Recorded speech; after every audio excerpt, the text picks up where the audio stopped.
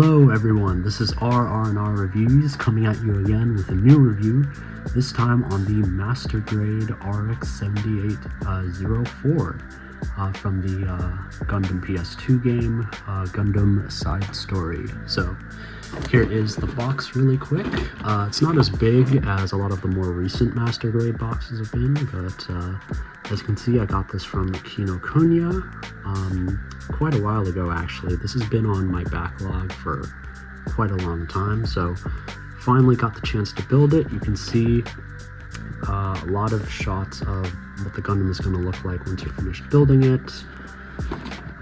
And you've got just the name of the Gundam right here, and then some of its gimmicks like the Mega Beam launcher right here and some of the marking stickers. So pretty standard early 2000s Master Grade box. Of course, included in this kit is a nice detailed set of instructions. I really miss these old like Master Grade instruction booklets, because not only would you get instructions on how to build the kit, as you can see here, but also you get really nice detailed illustrations of the Gundam itself. You get like, look at that really nice like close-up look of what the head is going to look like, the shoulder frame, the arm units. If I skip a few pages, there's some documentary photographs of the Gundam and some fun facts about it in Japanese. And yeah, this is just a really comprehensive look at an in-universe and an out-of-universe look at everything that this Gundam is capable of, and I just think that it's really cool, and that more recent Master Grades should definitely try to include this stuff. And here is the Master Grade RX-78-4 completely assembled. Well, not completely, still need to build his weapons and other gear, but this is what the main body looks like, and honestly, he looks pretty solid. Yeah, it's not moving an inch. For a Master Grade from, I believe this is from 2003, looks pretty alright. Unfortunately, during the building process, I had a bit of trouble putting the eye sticker on him, so he does look a little bug-eyed, but otherwise he's looking pretty sharp. In terms of articulation, he can bend his elbows about 90 degrees, as expected of older Master Grades like this. Let's see, he can rotate his arm all the way forwards and backwards, and also lift up the skirt armor so that he can move up his leg. It's actually a bit over 90 degrees, that's pretty impressive. And then the bend here is yeah, just a little over 90, but just barely, but still pretty impressive. And then from here you can also wiggle his ankles around a bit, back and forth, left and right, forward and backward. And like a lot of old Master Grade Gundams around this time, he does actually come with articulated hands, which I like quite a bit. You can move these three fingers back and forward, along with his thumb up and down. So yeah, articulation wise, look wise especially, this holds up quite a lot. Hey again guys, turns out the body wasn't complete just yet. I completely forgot about the need to add in actual knees for the lower body of this Gundam, and of course the thrusters on the back, very nice.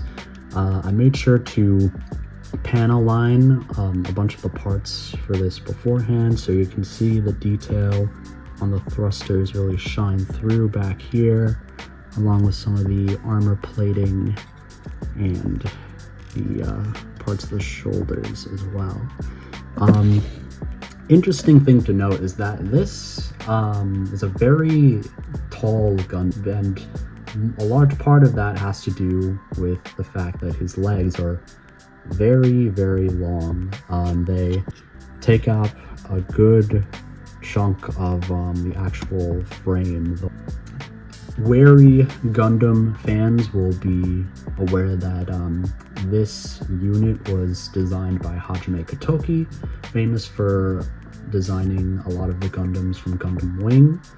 Very lanky proportions on the Gundams were very much a signature style of his. But overall, the build of this came out quite well. I worked on this over the course of a few days with breaks, of course. It's not like I spent 2 whole days building this thing, but it was a pretty simple build, and overall I think it came out very nicely. For a quick size comparison, here's the Master Grade RX-78-4 next to the MG RX-78-2 Verka. As you can see, let me just straighten this guy's head a little bit, but as you can see, the 78-4 actually has a bit of height on the Granddaddy Gundam. It's interesting because, well, I guess it is supposed to be sort of an upgraded version of the 78-2 here, but yeah, it's interesting to see how over time the main Gundams like this tend to get just bigger and bigger and bigger, and I guess this is just the start of that trend in the main UC time. For another quick size comparison,